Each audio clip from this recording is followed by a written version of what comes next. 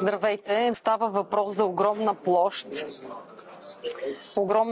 от 195 квадратни километра, която искат да направят проучване и добив на злато.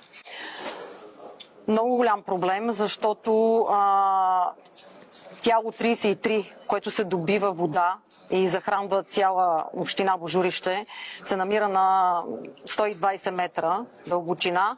Сондажите, които искат да бъдат направени там, са 11 на брой и са между 200 и 350 метра дълбочина. Организира се протест, който ще се проведе в понеделник, 18:30 на площада в Божурище.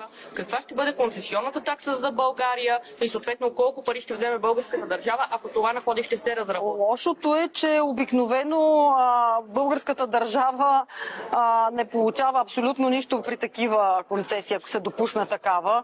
Всичко ще се изнася в чужбина, защото Velocity